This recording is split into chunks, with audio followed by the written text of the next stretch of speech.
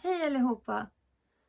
Eu tô aqui hoje para responder uma pergunta que eu recebi no Instagram a respeito de como fazer para aprender novas línguas, dicas e o que funcionou para mim, etc.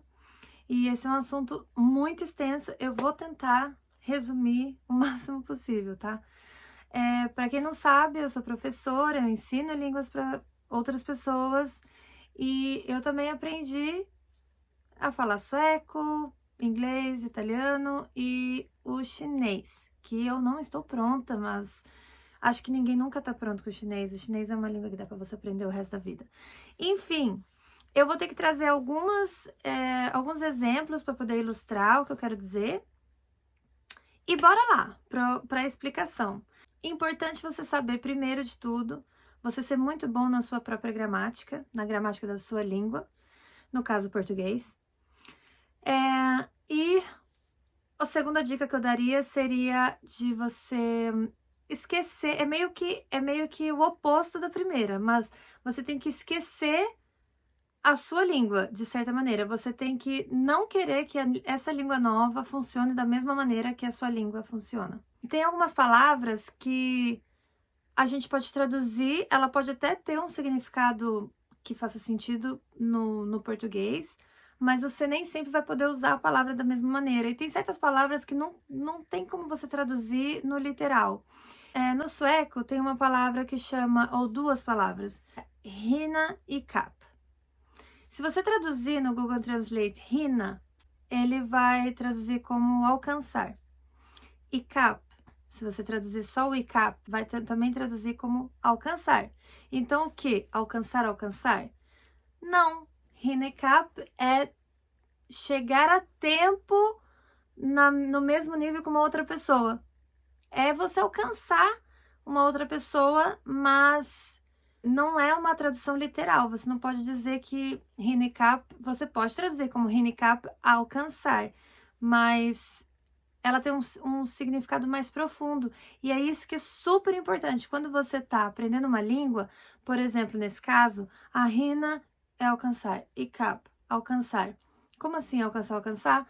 Você vai ter que usar e ver essa combinação de palavras, no caso, em vários textos para poder e abrir sua cabeça, o que é muito difícil, porque a gente quer encontrar sentido nas coisas e o sentido a gente encontra em comparação com aquilo que a gente já conhece, mas você vai ter que tentar não... Você vai ter que tentar entrar na palavra, deixar a palavra te... você vai ter que tentar entrar na palavra e não fazer a palavra entrar na sua cabeça, entendeu? Não a palavra entrar no que você já conhece. É mais ou menos isso. Uma das coisas que me ajudou muito a aprender sueco e outras línguas também, o próprio inglês e chinês, foi eu pegar músicas e traduzir para o português, às vezes fazia sentido, às vezes não fazia sentido, mas cantar músicas que normalmente eu gostava, né? Porque eu tinha que curtir e ficar ouvindo aquela música. E tentava cantar junto e tentando, ao mesmo tempo que eu lia, e eu já tinha lido a tradução, tentar entender cada vez mais aquela frase, e não apenas de uma maneira literal, tem um mosquito aqui, e não apenas de uma maneira literal, mas realmente, enfim, você vai meio que se acostumando com aquele tipo de formação de frase, com aquele tipo de expressão, e coisa e tal. Um exemplo, matei o mosquito. No chinês tem o caractere bao. Bao quer dizer, você dificilmente usa um caractere sozinho no chinês, assim, mas você combina ele com outros. Mas o bao dá o sentido das palavras, que é uma coisa fechada, ou um invólucro. Invólucro, é assim que fala? Pode ser usado às vezes como incluir, pode ser usado às vezes como verbo incluir, pode ser usado como substantivos assim de coisas diferentes, tipo baozi. Zi também é uma coisa sozinha. Zi é tipo filho, se ele for usado sozinho, ele é uma coisa única, uma coisa singular, é o zi. E aí Baozi é aquele pãozinho cozinhado no vapor que eles têm na China. Mianbao, mian é relativo à farinha de trigo, e aí mianbao é uma bolinha, uma coisinha fechada de trigo, que é um pão. Então, esses são meus melhores exemplos de como não se ater apenas à tradução literal da palavra, mas sim tentar entender a conotação mesmo da palavra, o que ela significa dentro daquela língua, daquela cultura, no caso, né?